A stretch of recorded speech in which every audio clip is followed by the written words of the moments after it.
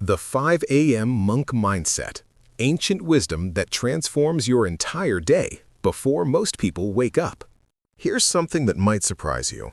While most people are hitting snooze for the third time, there's a group of individuals who've already completed the most transformational part of their entire day. I'm not talking about CEOs or elite athletes, though many of them have adopted these same practices. I'm talking about Buddhist monks who've spent centuries perfecting morning rituals that literally rewire how the human brain processes reality. And here's the fascinating part. Neuroscience is now proving that these ancient practices create measurable changes in brain structure within just 8 weeks. Now, before you think this is about waking up at 4 in the morning or sitting cross-legged for hours, let me stop you right there. What I'm about to share with you is how to extract the core psychological mechanisms behind these monastic practices and compress them into a morning routine that takes less time than scrolling through social media, yet delivers benefits that compound throughout your entire day. Because here's what most productivity content gets wrong. It focuses on doing more things, when the real transformation comes from fundamentally changing how your consciousness operates before you engage with the world. Let me start by addressing the elephant in the room. You've probably heard about morning routines from every self-help guru and productivity expert out there. So what makes the monastic approach different? The answer lies in understanding something that modern psychology has only recently discovered, but monks have known for millennia. The first neural pathways you activate in the morning create a template that your brain follows for the rest of the day. It's called state-dependent learning, and it's the reason why starting your day in reactive mode, checking your phone, responding to other people's priorities, creates a pattern of reactivity that persists even when you think you've taken back control. Monks approach the morning with a completely different operating system. They're not trying to optimize productivity in the conventional sense. They're engineering their consciousness. And the first way they do this reveals something profound about human psychology that most people completely miss. It's the practice of preemptive gratitude, and it's radically different from the gratitude journaling you might have tried. Here's how it works and why it's so powerful. The moment a monk wakes up, before processing a single external stimulus, before checking on responsibilities or thinking about problems, they engage in what's called systematic appreciation. This isn't about feeling grateful for vague concepts. It's a structured mental exercise where you deliberately activate the neural networks associated with appreciation by moving through specific categories. Teachings that have shaped your understanding, teachers who've invested in your growth, family members who supported your journey, even people who've challenged you because they've been your greatest teachers in patience and resilience. Now here's where the neuroscience gets interesting. When you practice this kind of structured gratitude before your brain shifts into problem-solving mode, you're literally preventing the default mode network, the part of your brain that generates worry and self-referential thinking, from hijacking your morning. Research from UC Berkeley shows that people who practice gratitude immediately upon waking show a 23% reduction in cortisol, the stress hormone, and this reduced baseline stress carries through the entire day. But here's the critical distinction. It only works when gratitude comes before engagement with external demands.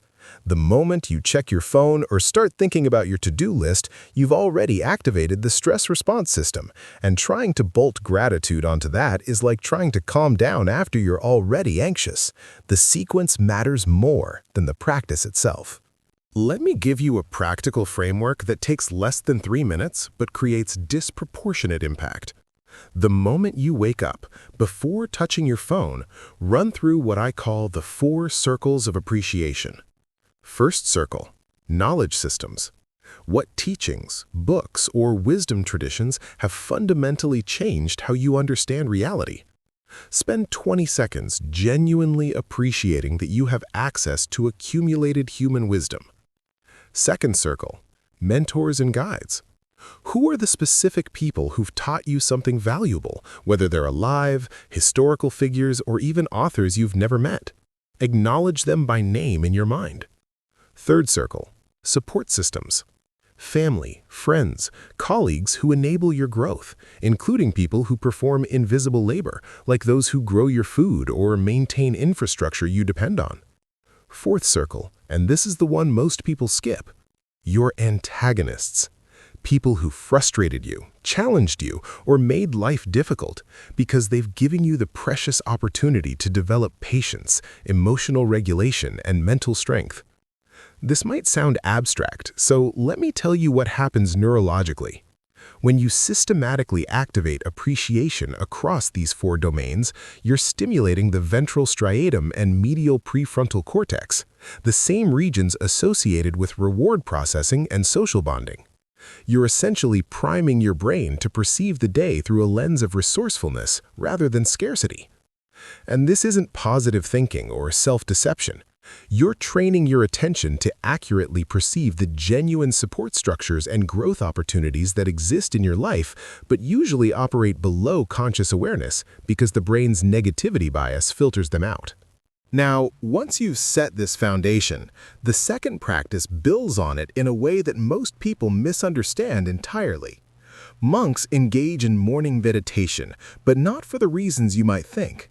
The popular conception of meditation is that it's about relaxation or stress relief, and while those are beneficial side effects, they're not the primary purpose in monastic tradition. The real function of morning meditation is something far more practical.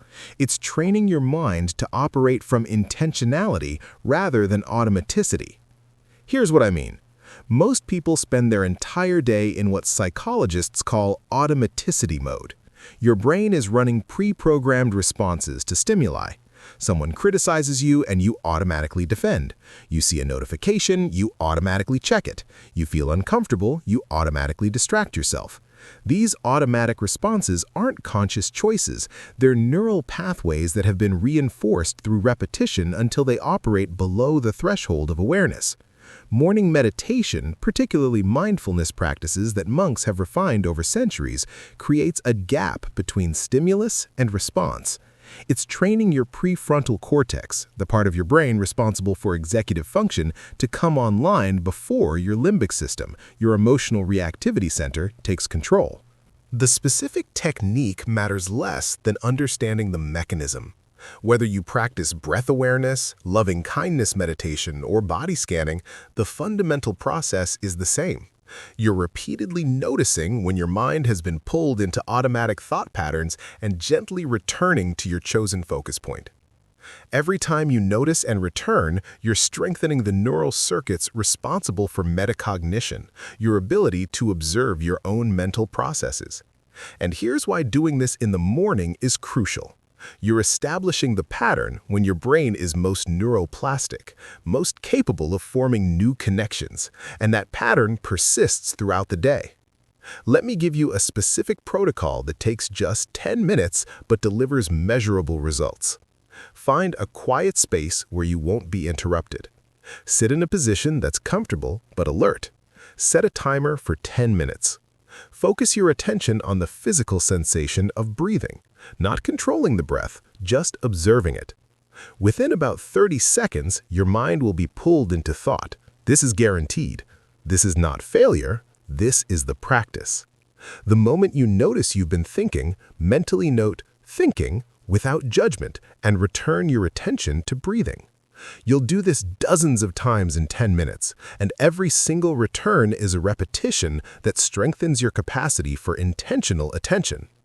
What you're building is the mental infrastructure that allows you to choose your response rather than being controlled by automatic reactions. And when this becomes your morning baseline, you show up to every interaction, every challenge, every decision with that capacity already activated. The third practice is where things get really interesting because it reveals a profound truth about memory and identity that most people never consciously recognize. Monks engage in daily journaling, but it's not the kind of journaling you might be familiar with. It's not stream of consciousness writing or emotional venting. It's structured reflection designed to do something specific. Counteract the negativity bias that causes your brain to disproportionately remember and emphasize negative experiences over positive ones. Here's the psychological reality. Your brain evolved to prioritize threats and problems because in the ancestral environment, remembering where the predator was mattered more than remembering where the nice flowers were. But this means that by default, your brain is constructing a narrative of your life that overemphasizes difficulties and underrepresents resources and victories. Over time, this creates a self-concept built on struggle rather than capability. Monastic journaling deliberately corrects this distortion by creating a written record of what went well, what you accomplished, and what you're grateful for. And because it's written, it creates a tangible external reference point that counteracts your brain's tendency to rewrite history through a negative filter. The practice is simple but specific. At the end of each day, write down 3 things you did well, even small things. Not what went well passively, but what you actively did. This is crucial because it reinforces your sense of agency. Then, write down 3 things you're grateful for, being as specific as possible. Not, I'm grateful for my family, but I'm grateful that my partner made coffee this morning without me asking. Specificity activates memory more powerfully than abstraction. Then, and this is the part most people skip, leave space to note 1 thing you could have done differently. Not self-criticism, but honest assessment. This creates a feedback loop that turns experience into wisdom, rather than just accumulating experiences without extracting lessons. Over time, something remarkable happens. You build an external record that shows you patterns you couldn't see day to day. You see that you're actually making progress even when it doesn't feel like it. You see that you have far more resources and support than your negativity bias allows you to perceive. And, perhaps most importantly, you create a counter-narrative to the voice in your head that tells you you're not doing enough or not making progress. This isn't self-deception, it's accurate accounting of reality that your brain's filtering system normally excludes. Now, the 4th practice is going to seem almost absurdly simple, but it contains a principle that applies far beyond the specific context. It's mindful eating. And before you dismiss this as something only relevant to monks with hours to spare, understand what's actually happening psychologically. Monks approach meals as meditation practice not because they have nothing better to do, but because eating is one of the few activities that every human does multiple times per day, making it the perfect vehicle for training continuous mindfulness. Here's the deeper principle. Most people spend their entire lives on autopilot during routine activities. You've eaten thousands of meals, but how many can you actually remember? You've driven to work hundreds of times, but how often do you arrive with no memory of the journey? This isn't a quirk, it's your brain's efficiency mechanism.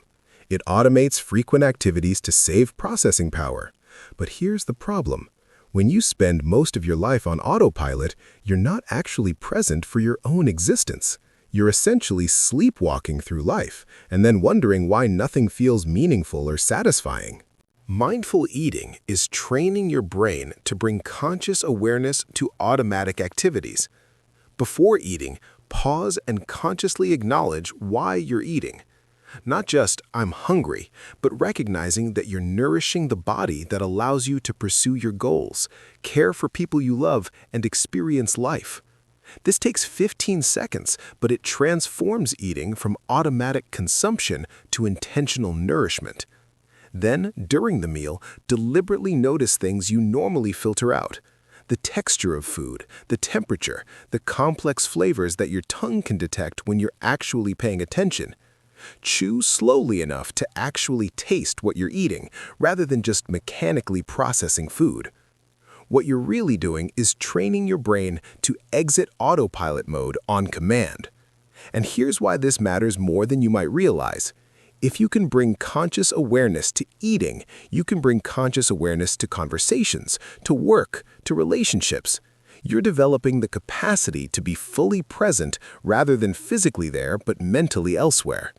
This is what monks mean by mindfulness, not some mystical state, but the simple capacity to be where you are when you're there. And the reason they use eating as the training ground is because it's unavoidable. happens multiple times daily, and provides immediate sensory feedback that makes it easier to notice when you've slipped back into autopilot. The fifth practice ties everything together and reveals why most people's days feel chaotic despite their best intentions. It's the practice of deliberate daily planning, but approached from a completely different angle than conventional time management. Most productivity advice tells you to plan your day to get more done. The monastic approach is about planning your day so you live intentionally rather than reactively. Here's the fundamental issue. Without intentional planning, your day is planned by default, and the default plan is determined by whoever makes the loudest demand on your attention. Your phone buzzes? That's now your priority. Someone sends an email? That's now your focus. A thought pops into your head? That's now your direction. You end the day exhausted, having been busy for hours, but with a nagging sense that you didn't actually do what matters. This isn't a time management problem, it's an intention problem. Monks approach planning by identifying what's truly important, not just what's urgent, and creating a structure that protects important activities from being crowded out by urgent distractions. The practice is to plan the next day the night before, and the sequence matters. First, identify the single most important thing that would make tomorrow a successful day if nothing else got done.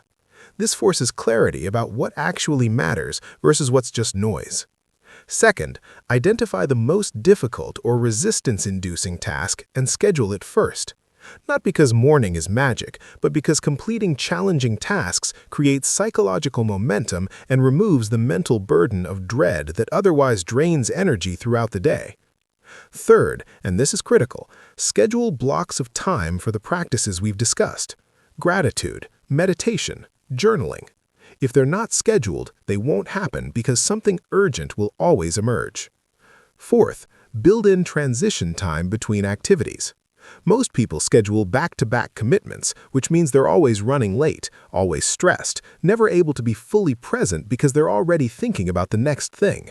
5 minutes between activities allows you to complete one thing, reset, and show up fresh to the next rather than carrying residual stress forward. The meta principle here is that planning isn't about controlling every minute, it's about creating intentional defaults. When you wake up tomorrow and haven't planned, your default behavior will be to check your phone, react to other people's priorities, and operate in survival mode. When you've planned, your default behavior is aligned with your actual values and goals. You've pre-decided what matters, which means you don't have to make that decision in the moment when you're tired, distracted, or emotionally reactive. Let me bring this all together, because these 5 practices aren't meant to be isolated techniques, they're an integrated system for operating from intention rather than reaction. Morning gratitude sets your baseline state to resourcefulness rather than scarcity. Meditation trains your capacity to choose your response rather than being controlled by automatic reactions. Journaling creates an accurate record that counteracts your brain's negativity bias. Mindful eating develops your ability to be present rather than perpetually distracted. And daily planning ensures your actions align with your actual priorities rather than whoever makes the loudest demand. The compound effect of these practices is this: you show up to your life as a conscious participant rather than a passive reactor. And that shift, happening consistently day after day, changes everything. Not overnight, not in some dramatic transformation, but through the quiet accumulation of days where you were intentional rather than automatic, present rather than distracted, aligned rather than reactive. This is what monks have understood for centuries. Extraordinary lives aren't built through extraordinary moments. They're built through ordinary moments approached with extraordinary awareness.